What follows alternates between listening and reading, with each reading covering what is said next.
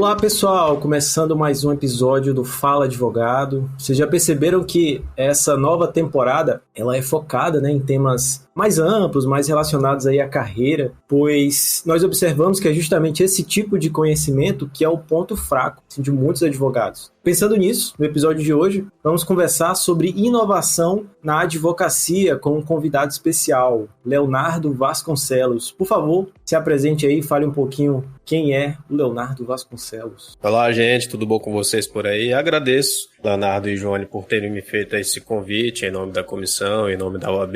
Bem, eu poderia dizer até pouco tempo atrás que estava sendo advogado, mas pedi licenciamento recentemente da OAB, por um cargo que eu assumi no MP. Então, hoje, digamos que eu seja advogado licenciado e assessor ministerial lá no MP. Além disso, algumas outras pequenas coisas que eu tenho feito são cuidar da Capital Jurídico, da revista Capital Jurídico, dos cursos, junto com o professor Danilo, o professor Lúcio, e dar aula também de direito trabalhista. E em tempos livres eu gosto de pesquisar sobre visual law. Mais ou menos isso que eu faço hoje. Show. E minha colega de bancada hoje é uma advogada que é bastante antenada em direito digital, Joane Lopes. Olá, pessoal! Sejam bem-vindos a mais um podcast maravilhoso. Muito obrigada por estar fazendo parte deste momento. O doutor Leonardo Vasconcelos, o doutor Léo. Então, sou jovem advogada, estou nessa especialização do direito digital, atuo nas leads, que tudo envolve o digital, a internet, e esse momento que nós estamos vivendo de evolução do direito. Muito bom, que seja um podcast maravilhoso.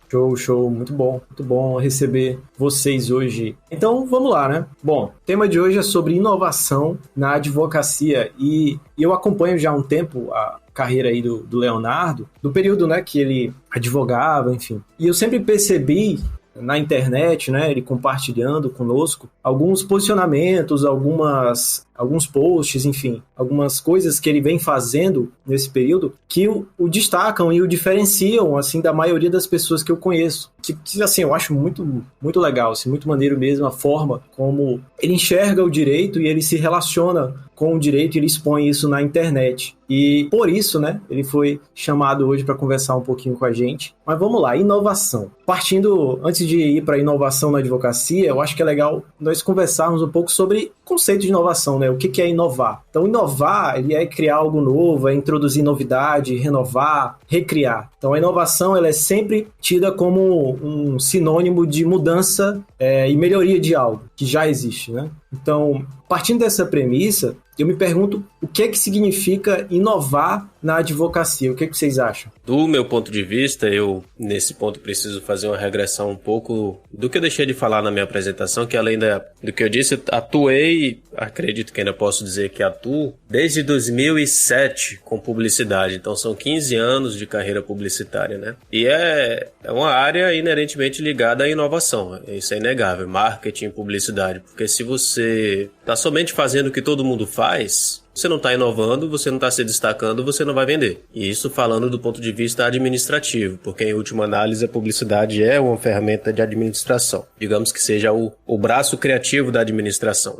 Então, você precisa, a todo instante na sua atividade, independente de qual seja, procurar inovar. As grandes empresas para fora do Brasil e algumas aqui, elas possuem um departamento chamado de pesquisa e desenvolvimento. Nada mais é do que o departamento que procura novos produtos e serviços, Criar novos produtos e serviços. Então, e isso demanda um capital muito grande dessas empresas. Do faturamento do ano anterior, elas têm uma porcentagem expressiva destacada para pesquisa e desenvolvimento, porque elas têm a consciência que isso é o que vai garantir a sobrevivência dela no mercado médio e longo prazo. A gente tem na história aí inúmeras empresas que foram líderes massivas nos seus segmentos, como Motorola, Nokia, Kodak, que simplesmente sumiram. Se não sumiram, se tornaram um player muito pequeno atualmente. Por quê? Porque em algum momento elas fecharam os olhos a isso. E quase isso aconteceu com a Apple também, se não tivesse trazido Steve Jobs de volta, Ele foi o que ressuscitou a Apple. Então a inovação, ela está ligada não somente com transformar o contexto da humanidade, porque quando você de fato inova realmente, como o Jobs fez em 3 segmentos diferentes, se você não está ligado a isso, você está pelo menos ligado a garantir que sua empresa vai continuar sendo líder no que ela é ou se tornar aquela liderança. Na advocacia isso não é diferente. Na advocacia só só tem um porém. É uma coisa que até pouco tempo não se falava, né? Inovar no direito. Como assim você vai inovar no direito? A nossa área foi muito vista por todas essas décadas e séculos como tradicionalíssima. Então, o que é tradicional, via de regra, repudia a inovação, mas acho que a gente está iniciando esse momento de sentir que não é bem assim e que se nós não inovarmos o direito, vai acontecer o que aconteceu com aquelas empresas que eu citei anteriormente por terem fechado o olho a isso. Ocorre somente uma última observação antes da Joane participar também, que infelizmente ou felizmente, talvez, o ritmo de inovação no Acre é diferente do ritmo de inovação no Brasil. Assim como no Brasil é diferente no mundo, né? O que é hoje inovação aqui no Acre, não é mais inovação no Brasil, no restante do Brasil. Isso é bom pra gente, porque a gente pode pescar novas ideias que já estão maduras nesses outros lugares e aplicar aqui. Mas eu diria que o direito, o Acre, está no mesmo ritmo de inovação para fora. Então a gente também tem toda a possibilidade de criar uma coisa nova aqui que não existe em lugar nenhum ainda. Verdade, doutor. Eu até acredito assim que quando a gente vai falar sobre a situação de inovação, eu percebo que tem que ter um feeling, né? O feeling eu sempre digo para as pessoas que estão ao meu redor que precisamos ter uma criatividade, né? Então, assim, quando eu estava pensando muito na minha área, né, como sou jovem advogada, teve uma vez que eu participei, não foi, Léo?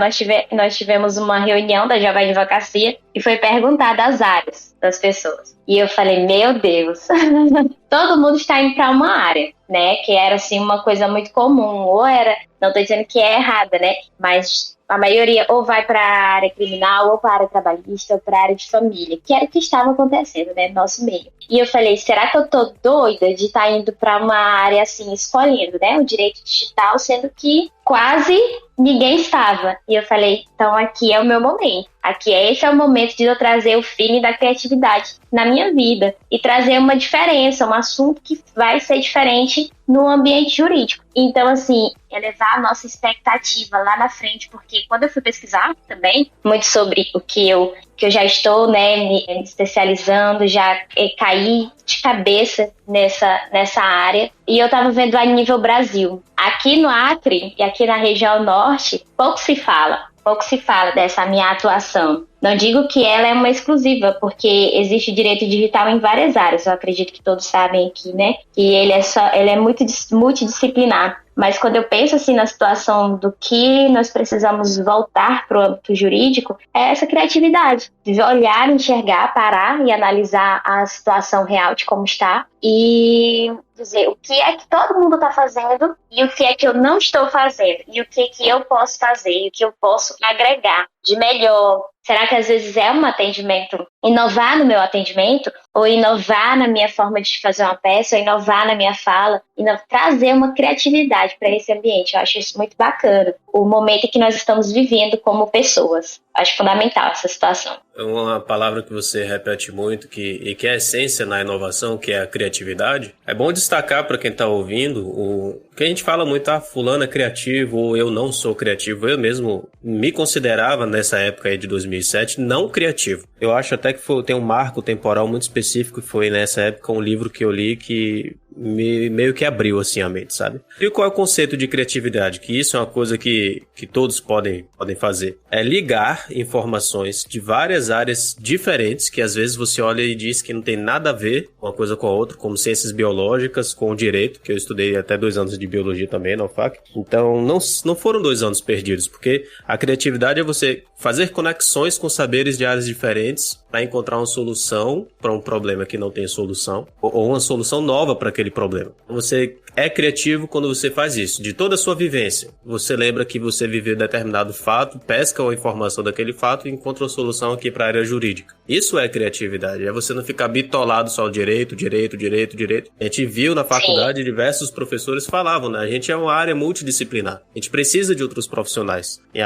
No direito de família, a gente precisa do psicólogo, a gente precisa do assistente social. Então, a gente depende de outras áreas. E se o próprio profissional do direito, ele tiver pelo menos uma afinidade com outras áreas, a probabilidade dele encontrar uma solução criativa é muito maior. São aquelas soft skills, né? Hoje em dia tá muito na moda aí, entre os coachings. que é basicamente você conseguir ir além da área na qual você trabalha ou do seu ofício diário, né? Tem um livro, o Porquê os Generalistas Vencem em um Mundo de Especialistas, que ele tem ele tem uma opinião até bastante forte, né? Eu não concordo que abolir os especialistas e termos apenas generalistas seria o suficiente, mas você escolher uma área, você atuar em uma determinada área, mas ficar sempre aberto, né, a novas experiências, aberto a outras áreas, além do direito, inclusive, como você falou, podem abrir aí muitos caminhos e podem trazer muito sucesso, né, para o advogado. Exatamente. E partindo dessa premissa inicial que nós trouxemos, né,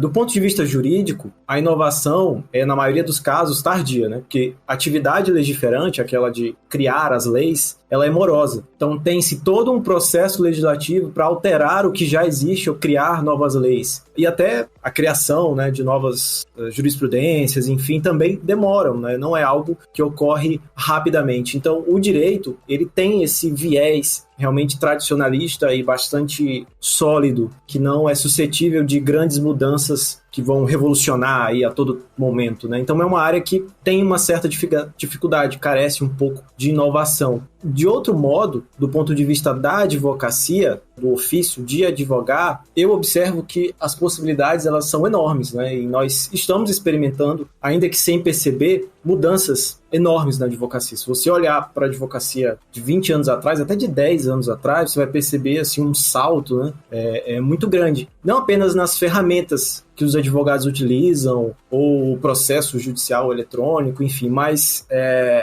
realmente o dia a dia, né, aquela coisa prática da advocacia, todo aquele caminho, né, desde o momento que você consegue um cliente, que o cliente vai no seu escritório, assina um contrato, você ingressa com a ação, e aí você mantém contato com ele até o final da demanda. Se você observar apenas isso, você consegue enxergar aí diversos pontos que não existiam há 20 anos atrás. Nós não nos damos conta disso. E a inovação, ela vai ocorrer. As mudanças, elas ocorrerão. A grande questão é se nós vamos conseguir enfrentar essas mudanças e pensar de forma diferente, ou nós vamos continuar fazendo as mesmas coisas, né? Porque se eu enxergo que se nós fizermos, dermos aí as mesmas soluções para os mesmos problemas, nós vamos ter os mesmos resultados, né? Ou talvez resultados ruins, que já não cabem mais hoje em dia. Eu ia perguntar pro Dr. Leonardo, no sentido de como é essa inovação que ele consegue enxergar da advocacia, do ponto de vista se é somente, eu posso estar errado, certo? Em relação a como nós estamos nos manifestando em relação à publicidade, devido a esse entretenimento, né, com as redes sociais, ou a forma de decisões, ou de como nós nos posicionamos como advogados em relação a um processo judicial.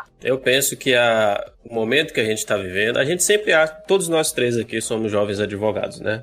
Com a minha ressalva que eu estou licenciado. Mas todos nós estamos nesse momento atual nós estamos entrando na profissão, digamos assim, já que jovem advogado é quem tem OAB até 5 anos de registro, né, de licença na OAB. O que é que ocorre? Eu vejo que, como o Dr. Leonardo mencionou, ele fez um paralelo com 20 anos, 10 anos atrás, vamos pegar esse mais recente, 10 anos. O que é que ocorreu de 10 anos para cá? De 10 anos para cá ocorreu a digitalização do processo, o que inerentemente envolveu novas competências dos advogados atuantes na época. Isso é inovação. De 10 anos para cá, a gente teve o Código de Processo atual, né, que já tem 7 anos aí, então, e ele traz muitas inovações para o processo, simplificações, nova base, quer dizer, mais valor para a base principiológica, celeridade do processo, um descarte de procedimentos que eram muito rigorosos, que se mostraram desnecessários. É uma inovação legislativa. E ao mesmo tempo a gente tem,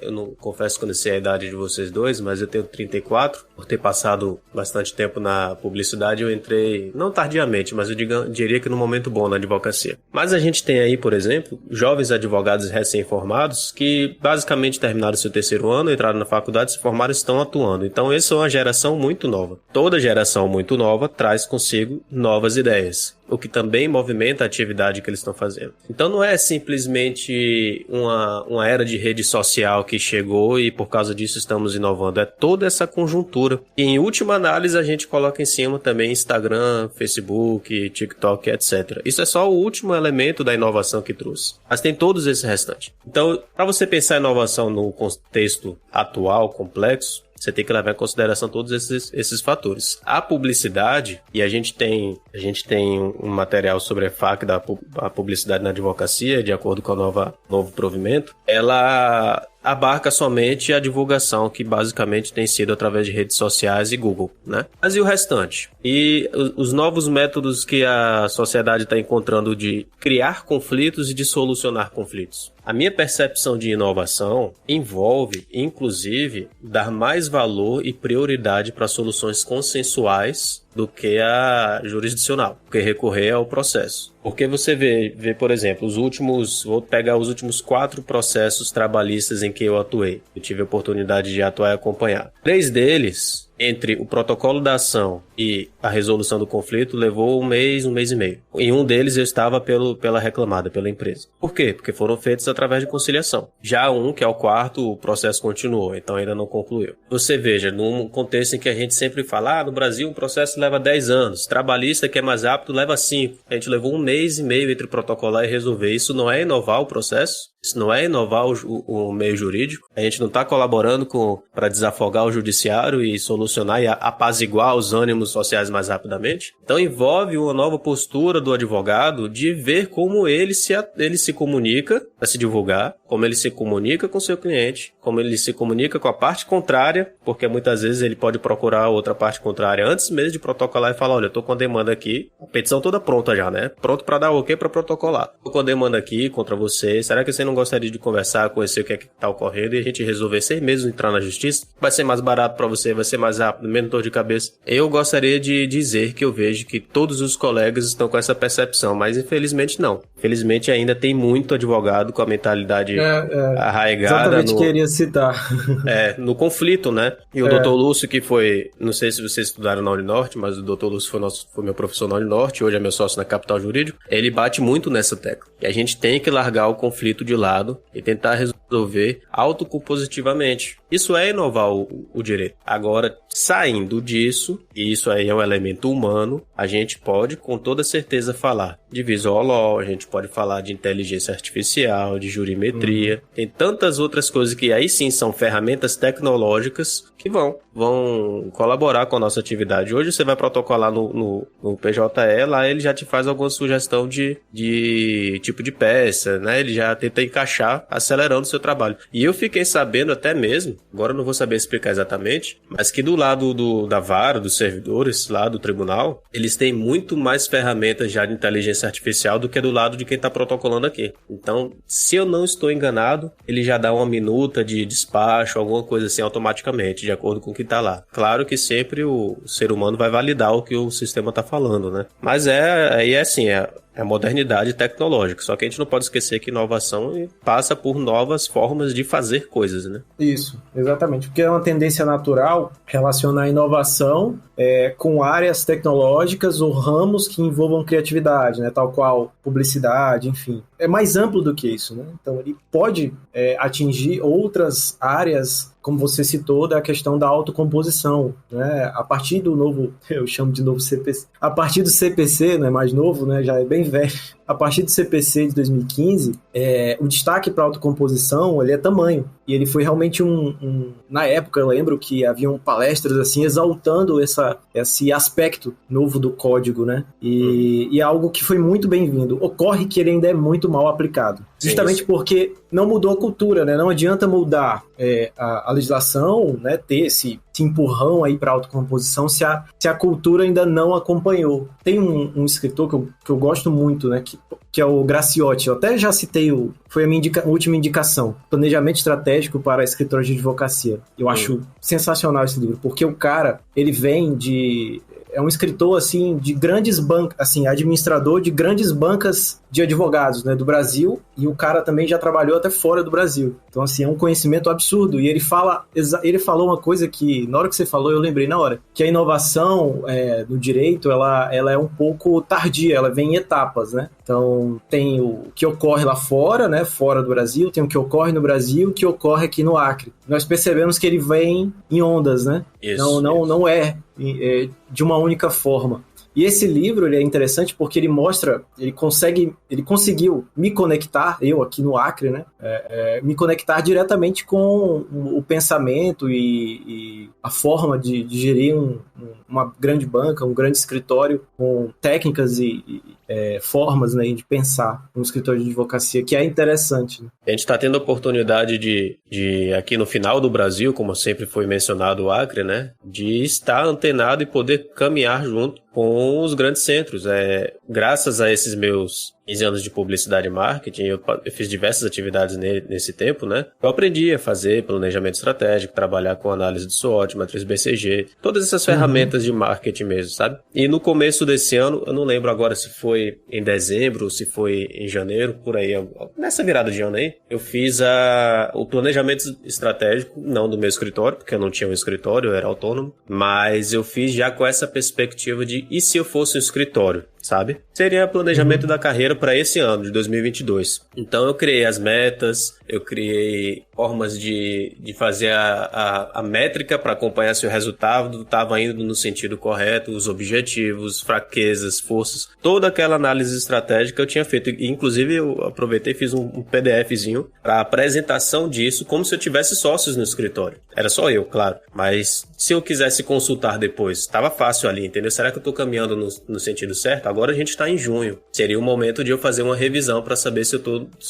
a execução está indo de acordo com o planejado. A gente tem todas as oportunidades de fazer isso hoje aqui no Acre. O conteúdo está tudo na internet. Você está com tudo na sua mão, que é o smartphone. Esse negócio que a gente tem aí desse celular não serve só para postar em rede social, sabe? Ele é uma porta que te abre os caminhos para todos os conhecimentos públicos que a humanidade já criou. Então, aqui só não se organiza, aqui no Acre, para ter uma carreira planejada, quem não quer. Eu não estou te dizendo que ao fazer isso, imediatamente você vai estar rico, você vai estar confortável, mas você vai estar pisando em caminhos sólidos, ou pelo menos que você planejou onde você vai estar pisando. Você não vai estar caminhando às cegas. É isso que tem que ser feito mesmo. E aí é interessante, Leonardo, que muito se fala sobre inovação, e quando se fala em inovação, a pessoa pode pensar diretamente no futuro, né? Olhar para o futuro. Mas é justamente o contrário. Como é que você vai querer inovar sem conhecer o seu presente, entendeu? Sem conhecer a si próprio. Então, você primeiro precisa olhar para a tua realidade, né? E aí fazer o planejamento, ele é o momento ideal para isso. Através de um bom planejamento, você consegue fazer todos esses questionamentos, você entender aí o seu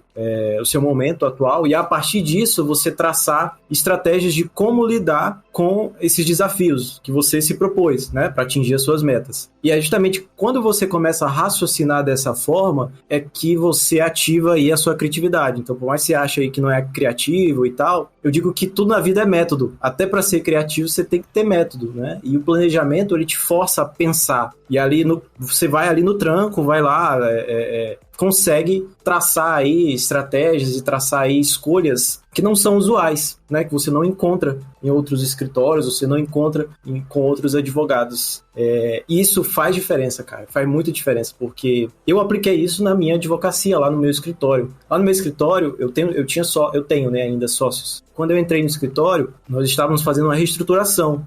E eu calhei, né, de virar administrador de escritório, né, sem saber patavinas. E eu tive de correr atrás. Então, tudo isso aí que você está falando, matriz BCG, análise SWOT e tal, nossa, isso aí me salvou, assim, de uma forma, porque eu consegui raciocinar, entendeu? Colocar a galera também do escritório para raciocinar, e aí a gente tem nosso planejamentozinho, tem lá nossas metas, e aí fica, tipo, muito mais simples, cara. Fica muito mais simples você conseguir enfrentar os desafios. Você não fica perdido, né? Exatamente, o planejamento serve para isso, para te dar um guia, né? Eu acho que aplicar o planejamento estratégico na advocacia já é uma característica de inovação, pelo menos aqui no Acre, que eu não vejo muita gente discutindo sobre isso ou falando que faz isso. Eu vejo muita gente fazendo na tora, entendeu? Indo. Tem uma observação para fazer isso que você comentou interessante, mas acho que a Joane quer comentar alguma coisa, né, Joane? Pode falar, Joane. Sim, é só pegando o gancho de duas falas de vocês em relação a essa estratégia e também reconhecer qual é o momento que você está vivendo, né? Porque além de estar tendo essa inovação muito grande, também você como jovem advogado, até parte assim de outro tipo, de outra visão, né? Como jovem advogado, de você cobrar um posicionamento em relação à sociedade e em relação à inovação, né? Então você acaba se autocobrando para certas coisas, porque às vezes um outro também pode estar fazendo, né? Aí você acaba tendo que entender em qual momento que você está vivendo e pensar também nessas estratégias, como até o Leonardo falou, que ele já vivia e já tinha posicionamentos de como se já tivesse alcançado, né? Então, assim, essa visão também de você viver e planejar e se comportar como você já tivesse aquilo, é uma inovação muito grande de mente, né? Então, é uma inovação da sua mente, inovação do seu futuro e do seu planejamento. Então, isso tem muito a ver, né? E você entender aquilo que você está vivendo, qual é o teu momento. Meu momento, às vezes, talvez não vai ser ter aquilo e já ser rico e já, né, planejar dessa forma. Mas você já se comportar e ter a responsabilidade e o comprometimento com a tua própria estratégia, né? Que isso falta muito, né, gente? Exatamente. Né? Você ter comprometimento com aquilo que você está planejando e viver como se já tivesse. É tipo assim, a minha empresa precisa de mim. Exemplo, né? Só pra gente conseguir compreender o que eu tô querendo dizer. Se ela precisa de mim, então eu tenho que me comportar todos os dias dela dependendo de mim. Não no dia que não sair da forma como eu planejei, né? Porque às vezes quando não sai a gente já quer jogar pro alto, já quer desistir de tudo. Então é a inovação da nossa mente também, trabalha muito junto com tudo, né? Da nossa vida. Exatamente. O Leonardo falou dessa experiência que ele teve de cair no escritório e administrar e perceber que aqui não tem muitos fazendo isso, e é verdade, não tem mesmo. Aqui a maioria só entra, eu já vi até pessoas falando que não precisa desse planejamento. Bem, se ela acha que não precisa, infelizmente não vai ser uma conversa rapidamente com ela que vai convencê-la, né? Aos pouquinhos a gente pode ir plantando sementezinhas e regando na mente dela para ver se ela muda. Mas o que é que ocorre? No marketing tem duas coisas chamadas, uma é fator crítico de sucesso e outra de fato, o diferencial da empresa. Empresas como um todo, e isso também se aplica às nossas carreiras. Fator crítico de sucesso é muito confundido os dois. Vamos começar pelo outro, que é o diferencial. Todo mundo fala assim, o diferencial da minha empresa é a qualidade do produto. Gente, você está vendendo um produto, isso não é diferencial. Qualidade é um fator crítico de sucesso. Você tem que ter a qualidade daquele negócio. Tem que existir, né? Como é que você pode dizer que... É obrigação.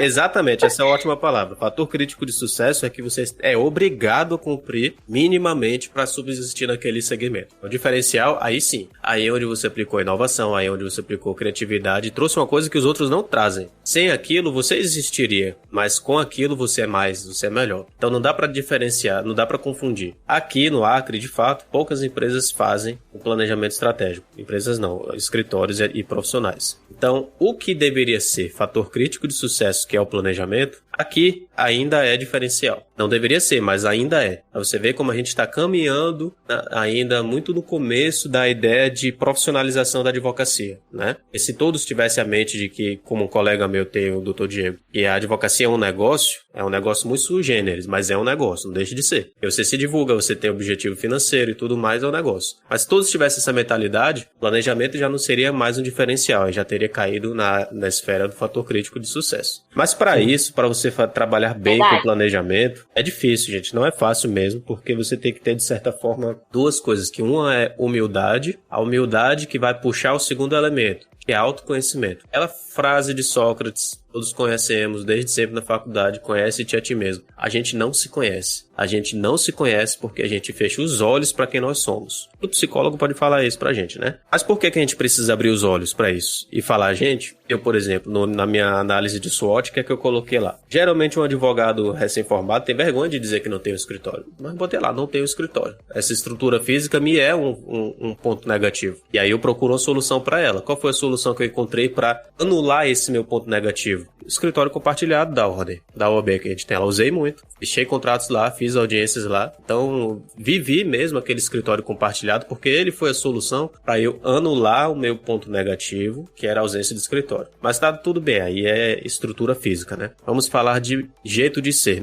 personalidade. Eu sou muito introvertido, eu sou muito quieto no meu campo. Não sou aquela pessoa, advogado ou professor que chega palhaço, conversando, brincando, que conquista a plateia, sabe? Isso, de certa forma, é um pouco prejudicial para a comunicação. Mas aí eu preciso ter uma humildade para reconhecer isso em mim mesmo. Para falar, gente, eu não sou bom em alguma coisa. Talvez o cara não seja bom em escrever. É advogado, não é bom em escrever. É ruim? É. Não deveria ter esse ponto negativo, mas tem muitos que tem. Em compensação, ele pode ser um excelente advogado para audiência. Ele pode ser um excelente advogado para fazer as considerações finais na audiência. Então, se ele excelente negociador, né? Captador, relações públicas. Exatamente. A minha primeira experiência com o escritório que eu cheguei a ter foi com 2 colegas, o Dr. Diego e o Dr. Daniel. O Dr. Daniel é o vendedor em pessoa, cara. Eu tive muitos processos junto com ele, porque ele sabia vender. Ele chegava lá, a pessoa chegava na frente dele, ele perguntava da família, como é que tava, os filhos, fez o que no feriado e tal. Eu não. A pessoa se dava na minha frente e falava, o que é que tá acontecendo? E pronto, esperava a pessoa me falar. Dava certo? Dava. Mas o dele dava muito mais para fechar negócio. Então, assim, você pode fechar parcerias para se complementar em competências. Pode ter um cara que é especialista em escrever as petições, pesquisar jurisprudência, preparar a petição excelente, magnífica, e você ser a pessoa que vai fazer a audiência. E o outro ser o que vai captar cliente. Então, e disso, essa é a essência de um escritório, não é, doutor Leonardo? Como você está em um, você pode perceber que existem habilidades diferentes complementares. A gente só pode utilizar isso a nosso favor com a humildade de perceber, eu sou ruim nisso aqui, posso melhorar? Então eu vou botar no meu objetivo. Nós estamos aqui inseridos, né, numa dinâmica de mercado. E como uma dinâmica de mercado, nós precisamos estar atentos a isso, né? Ninguém tem a obrigação de nos contratar. Exatamente. Esse autor, né, o Graciotti, ele tem umas opiniões até bastante, eu digo, fortes, né? Porque ele diz que a advocacia, se ela não já está, ela está caminhando para comoditização. E aí, claro, o cara tá vindo de escritórios corporativos, então esses escritórios corporativos, muitos deles se mantêm por grandes contratos com grandes empresas que precisam de advogados para atuar em demandas de massa. Então, para atuar em vários processos trabalhistas, vários processos de consumidor, entendeu? E ele tem essa opinião que a advocacia ela está se tornando cada vez mais uma commodity. É algo que você pode sair por aí e perguntar, procurando um advogado para fazer um divórcio. Você vai encontrar vários, né? E certamente vários com muita qualidade. Então, qualidade, como você falou, não é necessariamente um diferencial. É o essencial, né? Se você se propõe a ser advogado, é claro que você se propõe a ser um advogado com qualidade. E aí são aquelas, os adicionais, né? As soft skills que esses advogados possuem, que adicionam valor em cima da atuação jurídica deles. Então, cara, assim, um exemplo perfeito. Você fala muito de visual law, né? Você é muito bom em visual law, eu vejo lá as suas peças, eu acho muito, muito show. E o visual law, ele é um casamento, assim, perfeito, né? De uma necessidade que é o quê? Esclarecer, tentar tornar simples, acessível e fácil o entendimento de uma determinada tese, de um direito, enfim, para o juiz. Mas por que não aplicar também visual law com o teu cliente, entende? Eu fiz então, isso. Não é legal você mandar um relatório, um relatório bem sucinto, bem legal, assim, aplicando visual law, com infográficos, né, para o teu cliente, para tentar explicar para ele de uma forma bastante simples. Ele entende melhor. Teve um fato concreto, específico mesmo esse.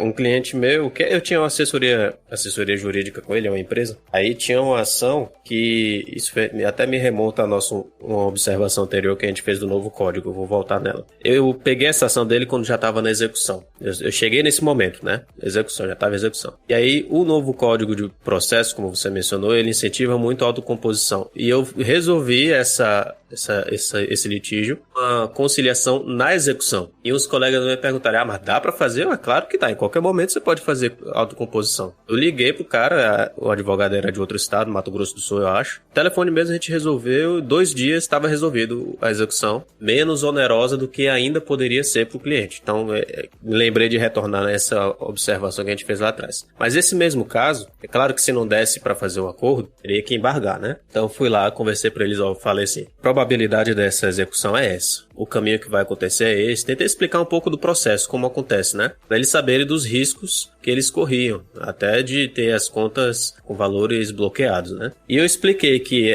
o embargo à execução ocorre em separado da execução e tudo. Ele me disse que entendeu e eu saí de lá ele dizendo isso, tendo tido como entendeu. Nesse momento foi que eu acho que foi bem nessa época que eu comecei a pesquisar Visual Law. E aí eu pesquisando aqui e ali, rapaz, eu poderia usar Visual Law para explicar isso aqui para esse cliente, né? Mas já expliquei, eles que entenderam, mas eu vou voltar lá. E aí eu fiz uma linha do tempo. Em todo o recurso visual eu levei lá para ele. Lá na frente dele, na sala dele, falei assim, tá aqui, é isso que vai acontecer na execução, é isso aqui que pode acontecer nos embargos, e nesse momento do processo pode seguir para esse rumo, para outro. Aí ele comentou assim, agora eu entendi. Ou seja, ele não tinha entendido antes, entendeu? O Visual Law para o cliente é uma ferramenta magnífica, porque você, de fato, o cliente, o jurisdicionado, ele tem o direito de entender o processo dele, independente do advogado explicar ou não. Então, o Visual Law, quando você traz recursos visuais, quando você faz uma petição com a redação limpa, clara e objetiva, sem aquele monte de latim escrito, sem um monte de embromation, né? Senta, escreve o que tem que falar, pronto, parte para o próximo tópico, escreve o que tem que falar naquele tópico, parte para o próximo, e assim vai. Isso tudo você está tornando a linguagem mais clara, e linguagem é Visual Law. Você está escrevendo, isso é visual, ou não é? Então você tem que oferecer aos autores, aos réus, a todos que participam do processo, a plena capacidade de entender o que está ocorrendo. Eu tive uma cliente em processo de família, ela viu o processo dela todo dia, ela estava sabendo mais do processo do que eu, porque a gente não vê todos os processos todos os dias, né? Mas esse, como era o único processo dela, ela via todos os dias. E ela procurava entender. Então, o nosso cliente tem que ter o direito até de entender o processo para chegar à conclusão de que a gente está fazendo trabalho bom ou não. Para procurar outro advogado ou manter a gente. Essa é uma das diversas funções que Visual Law tem. E também, como a gente está conversando sobre inovação, é inegável que Visual Law é uma inovação, né? É uma pesquisa que eu vi, agora acho que foi Jus Brasil que fez, com advogados. Eu até trabalho essa pesquisa quando eu converso sobre Visual Law nas faculdades. Foi com juízes federais, e 98% dos juízes federais concordam que o Visual Law bem trabalhado favorece um bom andamento do processo. É que eu comento com os alunos quando eu levo essa informação e outras. Eu falo, gente, isso é o juiz, o cara que vai julgar nossos processos, quem tá falando pra gente. A gente vai ignorar o que o cara tá falando? Realmente tem uma diferença muito grande. Eu tenho certeza que alguém está escutando isso agora, está pensando, negócio de Visual Law, vou ter que assinar o Canva, vou ter que aprender a fazer curso de Canva, cara. Nossa, não tenho tempo e tal, dá trabalho e tal. Cara, eu tenho certeza que quando você estava no início da sua início lá da sua graduação, também dava trabalho, entendeu? Para você ir lá estudar, passar nas provas e tal. Se você estudou na FAO, foi aluno lá do Igor Klein, eu tenho certeza que deu muito trabalho passar naquelas provas. Mas você passou, você conseguiu, você estudou e tal. Para atingir aí, ao final, né, você se tornar aí um advogado e tal, que acredito eu que atua com qualidade, enfim. Por que não aprender, né, se dedicar aí também a estudar Visual Law para melhorar a tua prestação de serviço, melhorar o teu relacionamento com o cliente, tornar mais célere, né, teu processo. Por que não? Por que não integrar isso dentro da tua advocacia? Integrar mais essa técnica dentro da tua advocacia? Eu tenho certeza que vai dar resultado. Sabe, eu vivi desde que eu nasci assim em 87, então não tinha internet, as coisas ainda eram analógicas. Eu posso dizer que eu vivi o início da era da digitalização das coisas, né? E por que eu digo isso? porque o processo já foi todo analógico, todo em papel. Você pensa se os advogados da época, em que o processo era todo físico, não tivessem aprendido a usar um computador. O que é que eles iriam fazer hoje? Eles não seriam advogados hoje em dia. O Acre, se eu não estou enganado, foi o primeiro estado a ter 100% dos processos digitalizados. Então, é necessário a vida, depois que veio os meios digitais, celulares, Nokia, aquelas coisinhas mais incipientes, o ritmo de aceleração, de inovação e digitalização das coisas está assustador. Se eu não me engano, é a lei de Moore que diz que a cada 2 anos a capacidade de processamento duplica. Então, tudo vai se tornar mais digital. O que é que isso traz pra gente? Novas competências. Nós somos obrigados, se quisermos sobreviver, isso não é uma escolha nossa. Se nós quisermos sobreviver, nós não temos escolha, nós precisamos aprender novas competências. Esses caras precisaram aprender a usar o computador. Nós precisamos aprender a usar ferramentas virtuais. Eu sou abençoado por ter tido esses 15 anos da publicidade que eu já sei fazer tudo isso, né? Softwares gráficos. Quando eu falo sobre visual lá nas faculdades, eu abro o CorelDRAW, mostro o Photoshop, eu faço aqui. Mas eu não tenho a menor intenção que vocês aprendam a usar essas ferramentas. Ainda não consegui oferecer, mas acho que até daqui a 2 meses eu vou conseguir um curso de criação em Visual Law. Não é mais a teoria do Visual Law, é botar para fazer a mão na massa. Aí volta, Leonardo, nesse seu questionamento que existe mesmo entre todos. Eu vou ter que aprender do zero a mexer Canva, a mexer com Photoshop. Vai e não vai. Porque a minha ideia com esse curso é utilizar como ferramenta uma coisa que todo mundo tem instalado nesse momento em seus computadores, PowerPoint. Praticamente tudo que eu faço no Corel para Visual Law, tá? Foco em Visual Law, esquece publicidade. Eu consigo reprisar no PowerPoint. Talvez com 95% de qualidade. Já é muita coisa mesmo.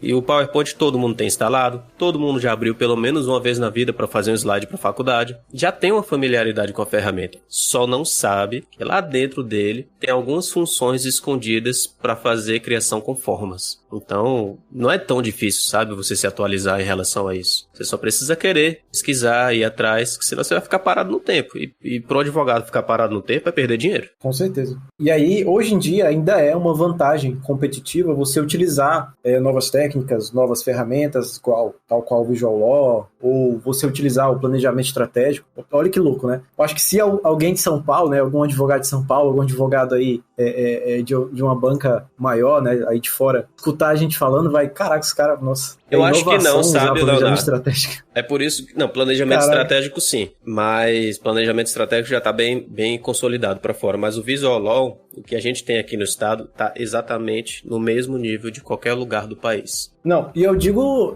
que pode até estar um pouco melhor, porque quando eu vejo alguns Visual Law de umas bancas bem famosas... Cara, tem uns que...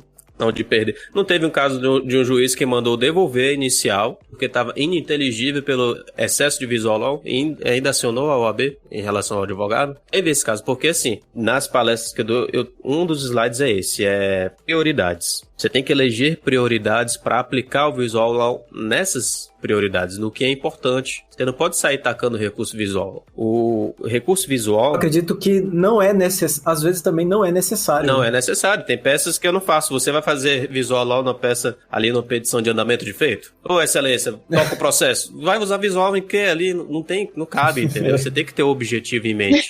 Aí, o que é que ocorre? Você tem razão. Mas aí um processo que, para mim, é essencial usar Visual Law. É inventário. Inventário. Eu tenho um esquema de Visual Law especificamente de inventário. Depois a gente troca essa ideia e eu te mostro. Assim, qual é o que é a grande demanda de Visual Law? Primeiro, as ações complexas como inventário. Certo? Você tem 15 herdeiros, 20 herdeiros. Você tem que conseguir entender aquele negócio direito, né? Quem é que tem direito, quem é que é filho de quem é que é neto, mas os pais morreram e passou a ter direito. É uma confusão, realmente. Se é confuso de entender, então você aplica Visual Law. Uma linha do tempo do cara que trabalhou em todos os municípios do Acre. A empresa só ia mandando ele para trabalhar em todos os municípios. Durante 5 anos ele trabalhou em um monte de canto.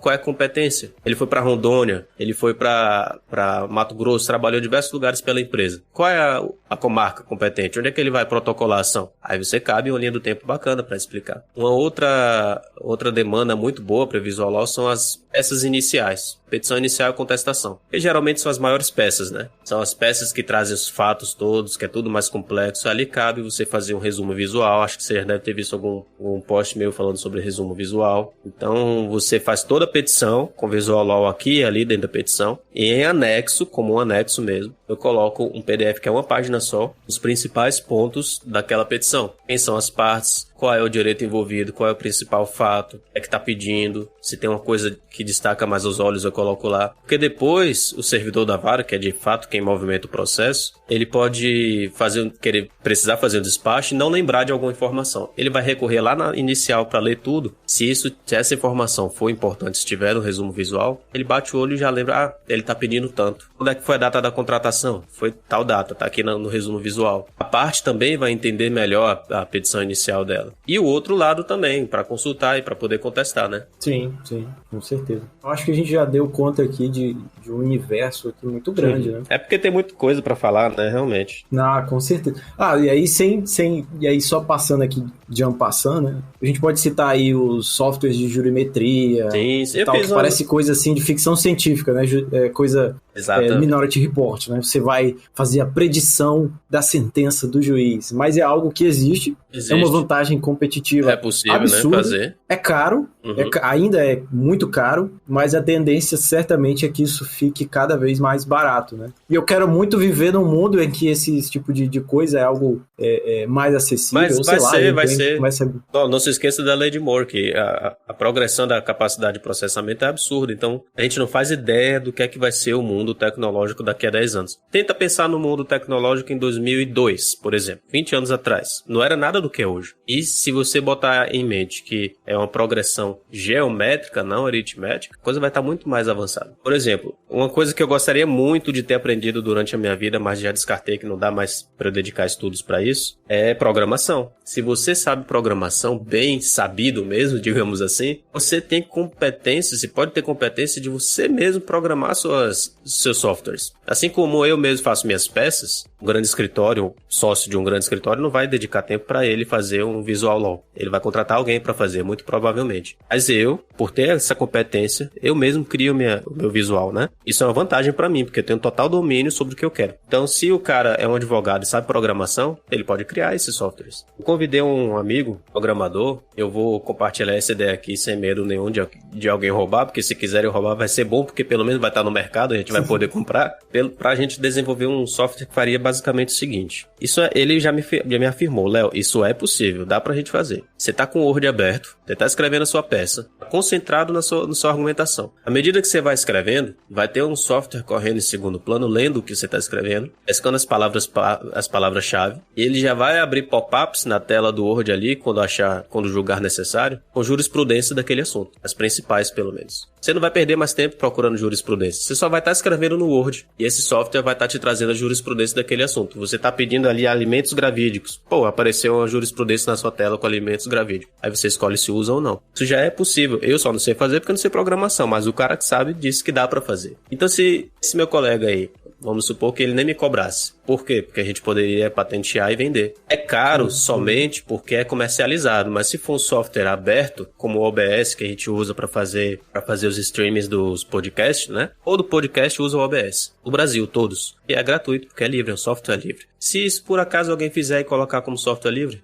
a mão na roda, né? Sim, com certeza. Outros assuntos aqui, só pra gente ir mencionando, né? Por exemplo, a gente falou de jurimetria, inteligência artificial nos tribunais, assistência jurisprudencial, que é essa que eu mencionei do Word. Você pode fazer a inovação também através de assessorias especializadas, preventivas e autocompositivas, que é essa. Você pode ter um escritório especializado em autocomposição. Olha, só mexe com autocomposição. Vai precisar judicializar? Te indico um colega. Então, ele vai ter condição de estudar todas as técnicas de autocomposição para incentivar a resolução do conflito, sem mesmo ir pro judiciário. Você tem aqui, por exemplo, produção de conteúdos, que isso é uma coisa muito delicada, precisaria ter um espaço para falar especificamente sobre isso. O planejamento estratégico que o Leonardo mencionou e que eu procuro aplicar, que são novos formatos na docência da advocacia. Faculdade mesmo, aulas na faculdade. O método tradicional já era. Você está ali formando futuros advogados. Você vai ensinar futuros advogados com métodos dos advogados do antepassado. Então até mesmo professor na faculdade de Direito precisa se inovar para ter condição de entregar para a sociedade novos advogados aptos para os novos tempos. Não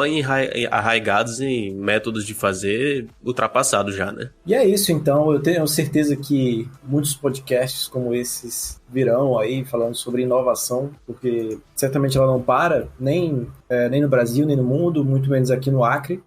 Mas, infelizmente, o nosso podcast terminou. Ele chegou ao fim. Mas antes de irmos embora, nós vamos para aí um bloquinho aí, que foi uma inovação, né, nesse podcast, que não era aplicado antigamente, nos episódios anteriores, né, que é justamente o nosso bloquinho de indicações,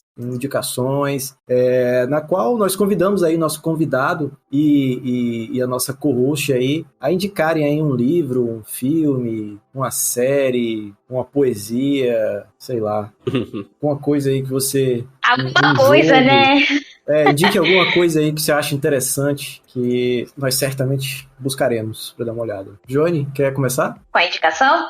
Isso. Então, assim, eu acredito que é de suma importância todo cidadão, toda pessoa ler, independentemente de ser advogado ou não. Eu indico esse livro aqui, O Milagre da Manhã. Não sei se vocês já leram, né, os nossos amigos aqui do podcast. Não, ainda não. Mas quem está ouvindo, O Milagre da Manhã, do Hal Elrod. Eu acredito que quando eu comecei eu já tinha concluído a faculdade, comecei nesse campo mesmo profissional da advocacia, eu precisei, e foi um divisor de águas na minha vida esse livro, porque me fez entender quem eu sou, que é muito importante, nós entendemos quem nós somos, e planejar a nossa vida de forma estratégica. Então, sempre perceber que todos os dias, o outro dia é um milagre, né? Então, assim, envolve muito com a espiritualidade também, envolve muito com o nosso crescimento profissional. Então, essa é a minha indicação, Milagre da Manhã. É verdade. Teve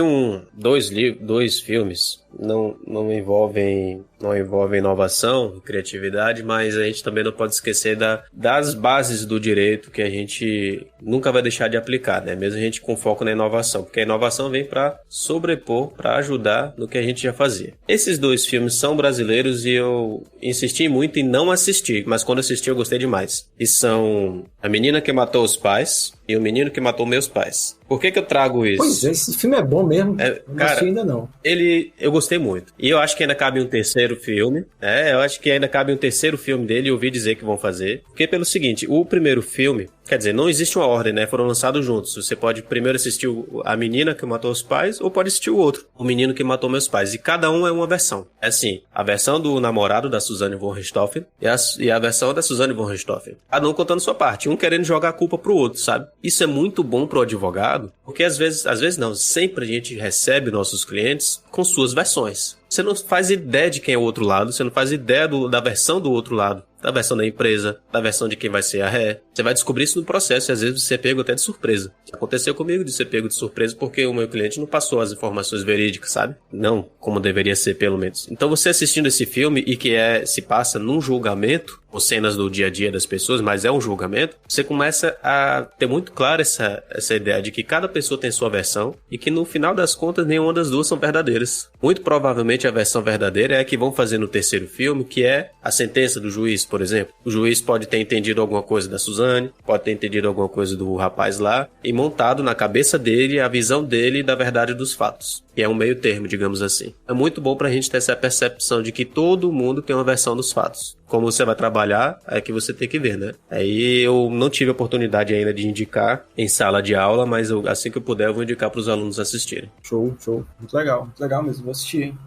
É muito bom. Minha indicação é a novela Pantanal, que é uma novela... Brincadeira.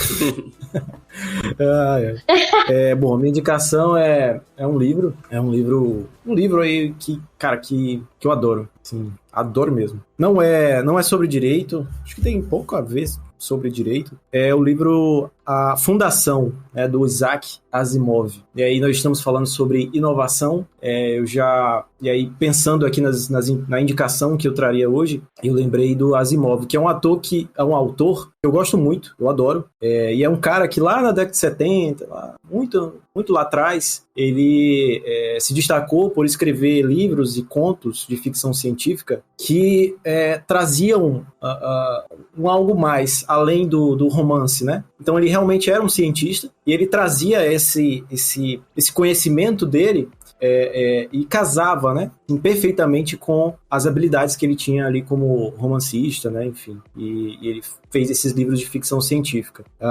E esse livro em especial, Fundação, é a interpretação que ele dá para a história da queda do Império Romano, né? Então ele joga isso lá para o futuro, e no futuro tem um império, e esse império ele está fadado aí a sumir, a decair, por questões muito parecidas com o que ocorreu com o Império Romano, mas que em razão de uma nova ciência, a psicohistória, né, um cara chamado Harry Seldon, ele consegue fazer predições com base em matemática, né? Matemática psíquica aí, coisa assim muito louca. E ele faz predições, mas essas predições são apenas de movimentos de massa. Ele não consegue dizer o que uma pessoa vai fazer amanhã. Ele consegue só dizer o que a humanidade como um todo vai fazer daqui a 100, 500 anos, 1000 anos. E aí ele prepara todo um plano para que esse período em que o Império caia, né, a humanidade consiga se recuperar num tempo muito, muito mais curto, né, e não demore tanto tempo. E aí é justamente esse desafio. E aí o livro ele é muito interessante porque ele não acompanha somente a história de uma pessoa, né? Ele realmente é muito amplo. Ele tem um período de datas, né, muito amplo. Então você acompanha aí 500 anos, assim, de uma lapada só. E aí você vai observando, né? E sempre se questionando se esse cara realmente ele conseguiu prever alguma coisa ou se era tudo conversa e era só para convencer as pessoas de que havia um plano. E é muito interessante esse diálogo, né? Parece ser bom e mesmo. Essa é a minha indicação, Fundação. Tem uma série também, né, da Apple TV. Baseada no livro? Baseada no livro. Ela não é tão exata assim, porque é um livro, como eu falei, é muito desafiador você fazer uma produção sobre o livro, porque ele pega um período histórico, assim, que ele cria muito grande, né? Uhum. Então você fazer uma série, seria uma série gigantesca. Mas a série também é legal, assistir a série, mas a minha indicação é o livro. E o livro é curtinho, cara. É pequenininho, dá pra ler rapidinho. Bacana. E claro, né, depois de ler ele, você vai querer com certeza ler os próximos, né? Que é uma trilogia, né? São 3 livros, e aí depois de um tempo ele retorna para esse mesmo universo e ainda escreve outros livros, né? Aprofundando mais alguns acontecimentos. Bem legal, bem legal. Show. E é isso então. Muito obrigado pela presença, Leonardo. Eu que agradeço. Valeu, Joane, pela presença. Foi uma conversa muito esclarecedora, informativa. Foi uma honra receber vocês. Fale aí onde é que as pessoas podem encontrar vocês aí nas redes sociais, os projetos, né? Pode falar aí. Comigo é no Instagram, Leonardo Vasconcelos, mas é Leo F. Vasconcelos, o nome do usuário, se quiser pesquisar. Tem o site da Capital Jurídico, que é revistacapitaljurídico.com.br. Certo. E comigo é só você digitar lá ADV Joane Lopes e me seguir, que você vai acompanhar sobre esse mundo do direito digital e hackers e muitas recuperações de contas de Instagram. E eu, né, Leonardo, você pode me encontrar lá, leonarbandei.ura, né, leobandei.ura, lá no Instagram, e me acompanhar. Tô meio sumido, mas eu volto. Vou voltar. Não esqueça aí de seguir a CJA no Instagram, em @jovemadvocacia.oabac, e te aguardo aí no próximo episódio. Tchau, tchau. Valeu. Tchau, pessoal. Tchau, valeu.